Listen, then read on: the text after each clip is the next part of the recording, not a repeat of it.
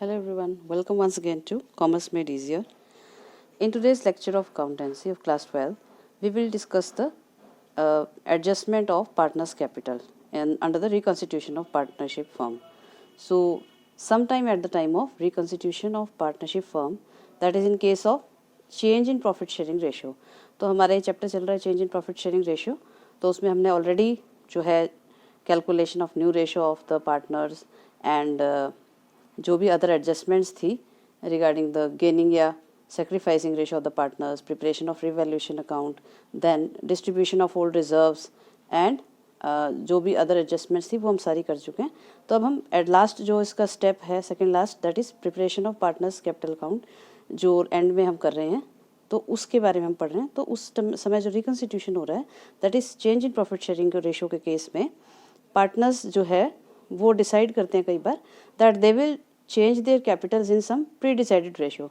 तो वो कई बार ऐसा कर सकते हैं कि वो अपनी कैपिटल्स में भी चेंजेस लाना चाहते हैं क्योंकि अब रिकन्स्टिट्यूशन हो रहा है, सब कुछ चेंज हो रहा है.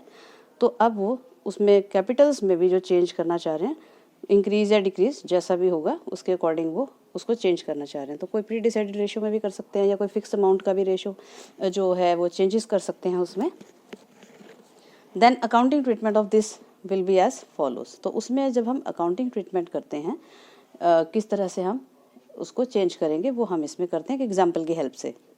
सो let us take an example. A and B are partners in a firm sharing profits and losses in the ratio 3:2. तो ए भी दो पार्टनर्स हैं, उनकी प्रॉफिट शेयरिंग रेशियो 3:2 है. Their capitals after all the adjustments that is at the time of reconstitution of the firm. तो due to change in the profit sharing ratio which is now 1:1. तो ये इनकी new profit sharing ratio उन्होंने decide किया है कि वो 1:1 ratio में अब से आगे फ्यूचर में प्रॉफिट्स को डिस्ट्रीब्यूट करेंगे. तो जो एडजस्टमेंट्स हैं, जैसे मान लीजिए हमने रिवैल्यूएशन भी कर लिया है, कोई रिजर्व है पुराने वो भी बांट दिए हैं पार्टनर्स में, जो भी एडजस्टमेंट हमें करनी थी वो सारी करने के बाद जो उनकी एडजस्टेड कैपिटल्स हैं वो एंड में जो ईयर एंड में रही हैं, ए की रही है 85,000, बी की है 60,000 रुपीज़. तो ये इनकी क्लोजिंग कैपिटल्स हैं एक तरह से before the adjustments. Further, partners decided to adjust their capitals in new profit sharing ratio. तो पार्टनर्स चाहते हैं कि वो अपनी कैपिटल्स को भी चेंज करना चाहते हैं. तो जो नई profit sharing ratio, new profit sharing ratio is 1:1, that is equal. तो बराबर बराबर वो कैपिटल को करना चाह रहे हैं. Any excess of capital will be return to the partner और any deficient amount of capital will be brought by the partner. तो यदि कोई डेफिशिएंसी है, कम रह जाती है कैपिटल नई रेशियो के अकॉर्डिंग, तो वो पार्टनर लेकर के आएगा एक्स्ट्रा कैपिटल. और यदि कोई उसको एक्सेस है तो उसको वापस कर दी जाएगी. और यदि कोई डेफिशिएंट अमाउंट है कैपिटल का that will be brought by the partner. तो अगर कोई कमी रह जाती है कैपिटल में तो पार्टनर उस कैपिटल को लेकर के आएगा. और यदि एक्सेस कैपिटल होगी, ज़्यादा कैपिटल है और हमें चाहिए कम है, तो हम उसकी एक्स्ट्रा कैपिटल उसको वापस कर देंगे. पास necessary journal entries and show your workings clearly. तो हमने एक एग्जांपल लिया है इसमें, इसकी हम कैलकुलेशंस और इसको अकाउंटिंग ट्रीटमेंट हम इसका कैसे करेंगे. Adjustment of total capital of the firm in new ratio. तो सबसे पहले हम जो एडजस्टेड कैपिटल्स हैं, यानी कि जो एडजस्टमेंट के बाद लास्ट में एंड में क्लोजिंग कैपिटल्स इनकी आई हैं पार्टनर्स की, उसको टोटल करेंगे और टोटल फर्म की जो कैपिटल है वो कितनी बनती है वो देखेंगे. तो total capital of the firm, A capital plus B capital. तो ए की कैपिटल थी 85,000 रुपीज़ आफ्टर द एडजस्टमेंट और बी की कैपिटल है 60,000 आफ्टर द एडजस्टमेंट. तो हमने यहाँ पे ओपनिंग नहीं ली है, तो एडजस्टमेंट्स के बाद वाली लास्ट की क्लोजिंग कैपिटल है. तो ये 1,45,000 जो है इसकी कैपिटल बनती है टोटल फर्म की कैपिटल. तो अब जो है टोटल फर्म की कैपिटल हो गई थी 1,45,000. तो न्यू रेशियो है इनकी 1:1, that is equal, half half दोनों पार्टनर्स की कैपिटल होगी. तो 1,45,000 का हाफ ए की न्यू कैपिटल होगी दैट इज 72,500 और बी की न्यू कैपिटल जो होगी 1,45,000 का हाफ दैट इज 72,500. तो 72,500 ए की नई कैपिटल हो गई, बी की नई कैपिटल हो गई है 72,500. The difference between old and new capital is. अब हम इसमें डिफरेंस देखेंगे कि जो पुरानी कैपिटल ऑलरेडी एडजस्टमेंट्स के बाद पार्टनर की बन रही है वो कितनी है और न्यू कैपिटल जो है वो कितनी है और उन दोनों में कितना डिफरेंस है.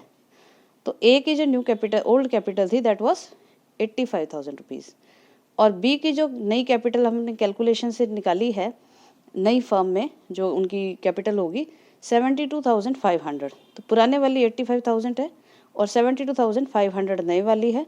तो पुराने वाली जो कैपिटल है वो ज़्यादा है। तो हम क्या करेंगे, जो एक्सेस कैपिटल है पार्टनर की वो हम उसको वापस कर देंगे। तो हम उसको 12,500 rupees will be return to A. इसी तरह से बी की कैपिटल भी हम ऐसे ही देख लेंगे, ओल्ड कैपिटल और न्यू कैपिटल का difference. That is old capital जो बी की थी दैट वाज 60,000 रुपीज़ और न्यू कैपिटल जो बनती है उसकी वो है 72,500। तो उसका जो डिफरेंस आ रहा है वो 12,500 रुपीज़ का आ रहा है। और ये इसकी 60,000 तो ऑलरेडी है ही, तो एक और कितने रुपए ले आएगा कि इसकी 72,500 रुपीज़ कैपिटल बढ़ जाए। तो ये 12,500 जो है विल बी ब्रॉट बाय ए।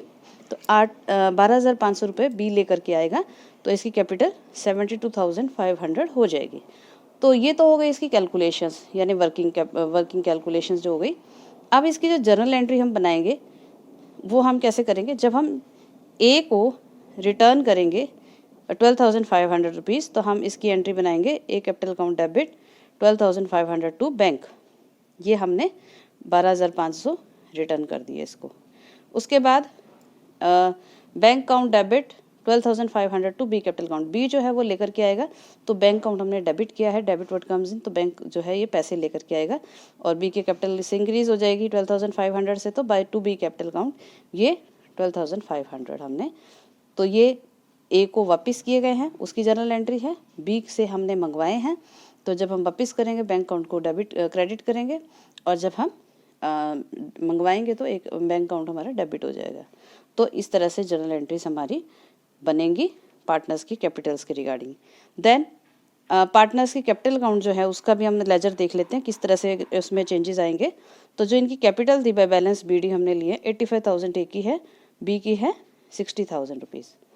अब जो बी है वो कैपिटल लेकर के आएगा, तो यहाँ क्रेडिट साइड में उसके अकाउंट में एंट्री हो जाएगी बाय बैंक अकाउंट 12,500 रुपीज़। तो टोटल 60,000 पहले से है, 12,500 वो और लिया है, तो टोटल कैपिटल हो गई 72,500 रुपीज़। और इस साइड का क्रेडिट टोटल इसका 85,000 ही है।